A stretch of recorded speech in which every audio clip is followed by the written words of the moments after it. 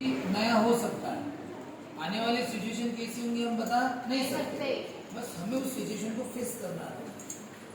जब आप formula method पढ़े थे तो आपको लिख के दिया था कि ये इसका फॉर्मूला है, लिख के दिया था।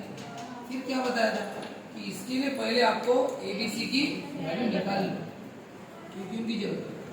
और इसके बाद आपको ये भी दिख रहा था, क्या दिख रहा था, बी स्क्वायर माइनस, वो हमने पहले से निकाल दिया और उसका आंसर जो भी आया फिर आपने क्या किया, उसका स्क्वायर रूट किया।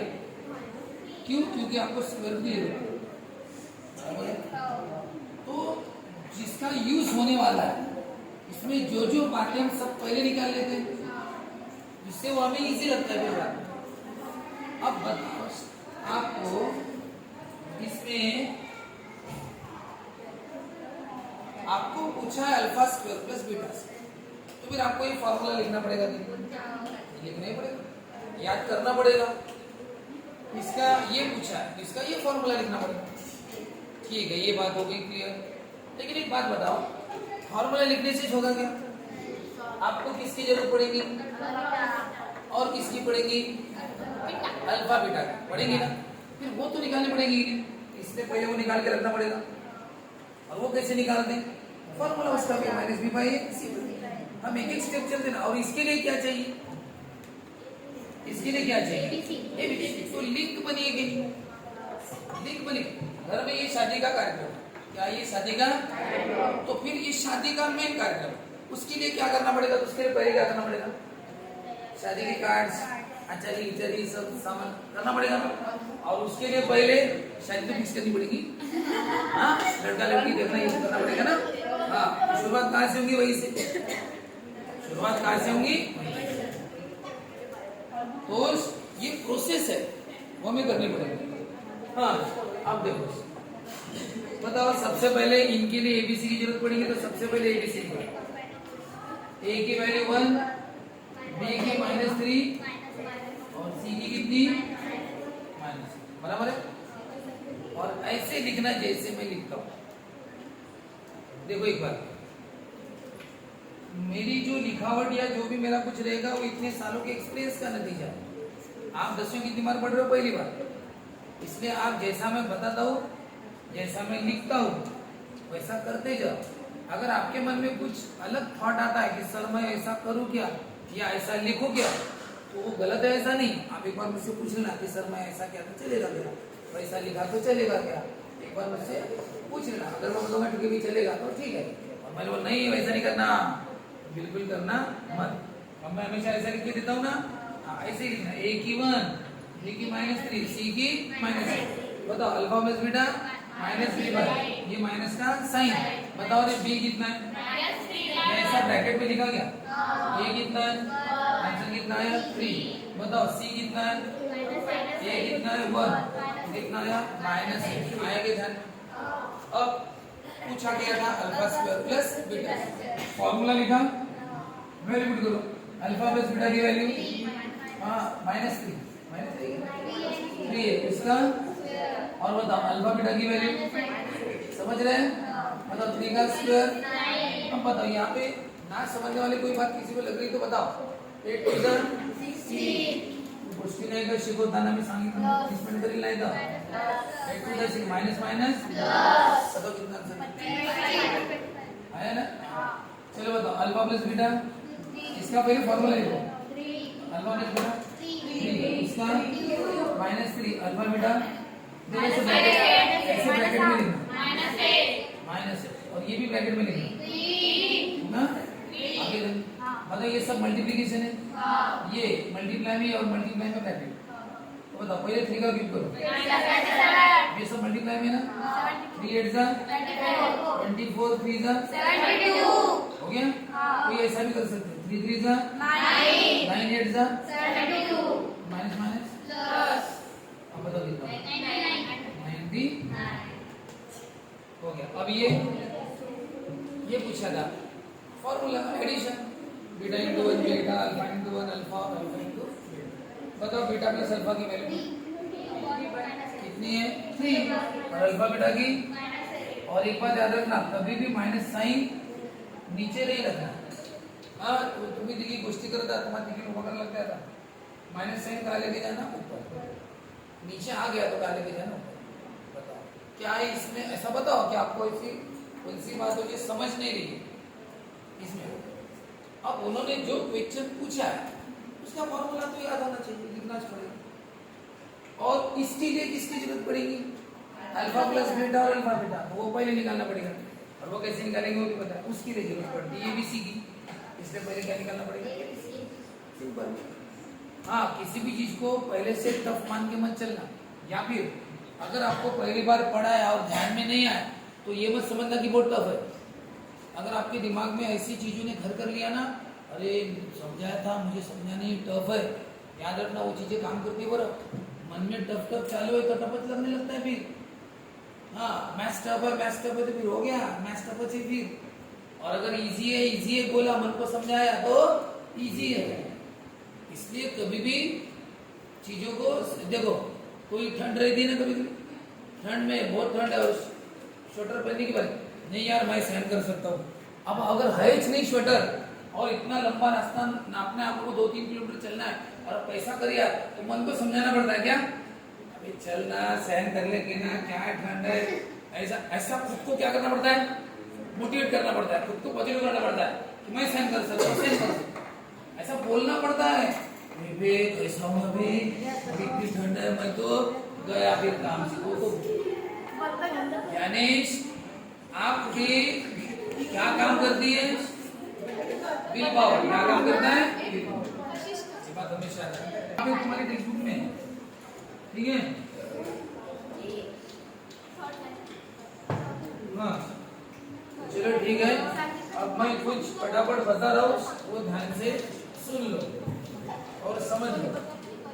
विद बेसिक बता रहा हूँ. हाँ, एक क्वेश्चन तुम्हारे सामने है, अब बराबर ध्यान देना.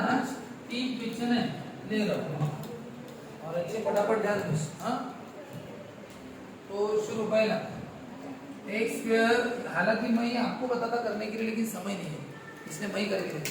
बस आप थोड़ा जल्दी जल्दी बताने की कोशिश करो.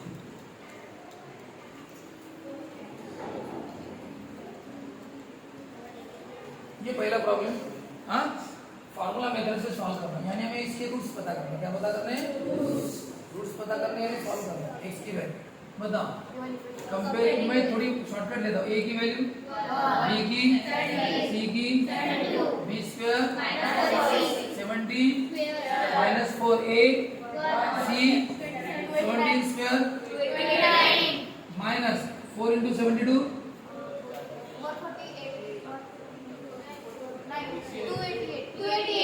हाँ 289 माइनस 28 1. क्या करो इसका क्या करो, कितना आता है? फिर क्या करते हैं? x इक्वल टू बराबर है क्या? बोलो माइनस b कितना, प्लस माइनस कितना, a कितना, बोलो कितना हुआ? -2. बोलो x इक्वल टू, और दूसरा कितना आंसर आया? यानी और ये यानी हो गया. तो बताओ रूट्स कौन से? -8 आर द, ठीक है. इसी को अल्फा और बीटा बोलते हैं. ये इनको ही अल्फा बीटा, अल्फा यानी -8, बीटा यानी, अगर आपको कभी अल्फा प्लस बीटा पूछा ना, अब वो फॉर्मूला यूज करने की कोई जरूरत नहीं है. आपको पता है अल्फा कितना है? -8. बीटा कितना है? तो पता है तो लिख दो ना. अल्फा और बीटा कितना है? आ गया. -b/a का फॉर्मूला यूज करने की जरूरत नहीं पड़ी. और सर किया तो कर. बताओ क्या फॉर्मूला है? -b/. चलो बताओ -b कितना है और a कितना है? बताओ कितना आंसर है? अभी -70 ने जाया था. तो बताओ फॉर्मूले से करो या ऐसा करो, आंसर वही आता है. चलो ठीक है, ये हो गया पहला. चलो दूसरा, ये जो b स्क्वायर माइनस 4ac है, इसको डिस्क्रिमिनेंट बोलते हैं. क्या बोलते हैं? डिस्क्रिमिनेंट. ये भी एक क्वेश्चन था ना. हाँ चलो दूसरा, x square plus x plus 2 equal to 0. a कितना, b कितना, जल्दी बोलो. c कितना, b स्क्वायर, जल्दी बोलो. b कितना, -4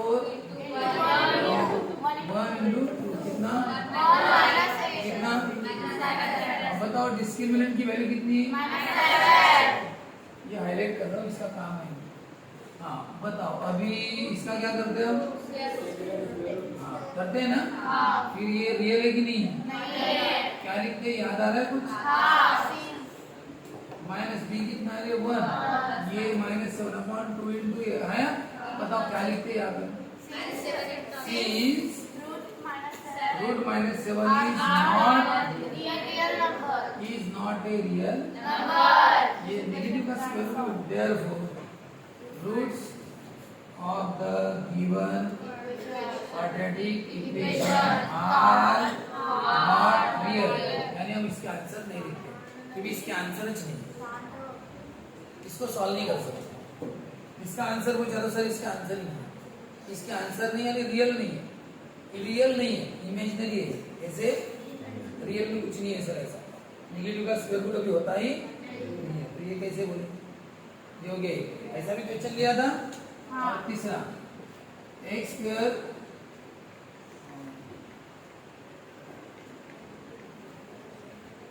बताओ जल्दी, आप बोलते जाओ बोलो। देखो मेरी हैंड राइटिंग आपसे, अरे जल्दी जल्दी बोलना, इधर मेरा लिखना भी हो गया। बोलो जल्दी जल्दी बोलो बोलो जल्दी।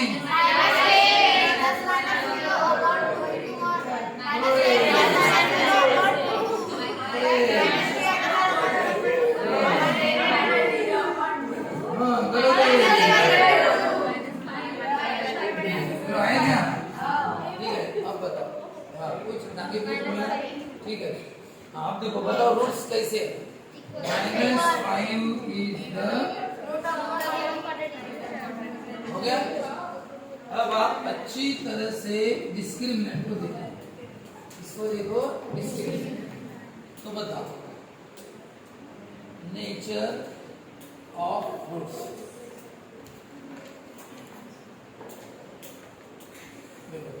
रूट्स कैसे, रूट्स का नेचर कैसा? इनको रूट्स बोलते हैं, इनको क्या बोलते हैं? रूट्स।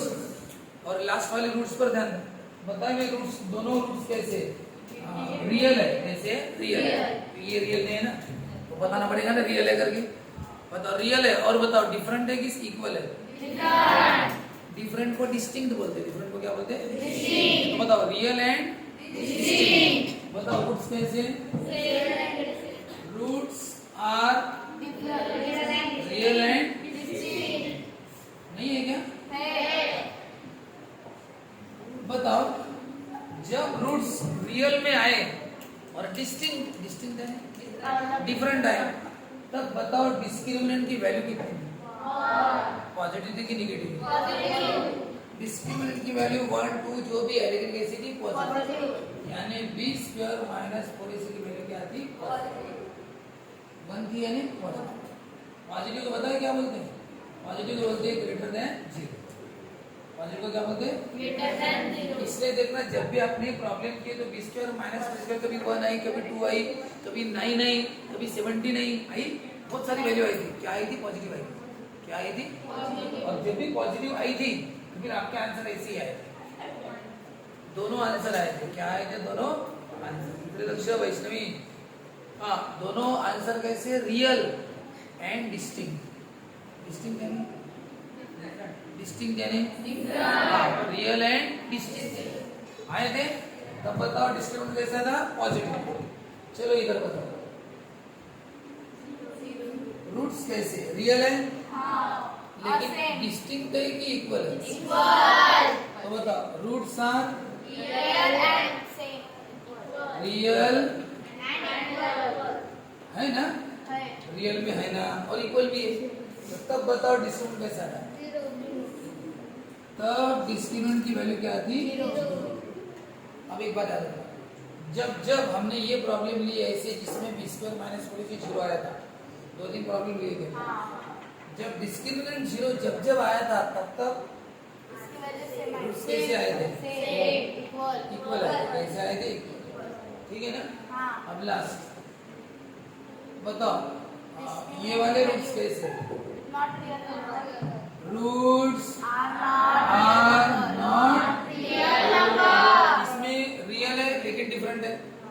रियल है और इक्वल।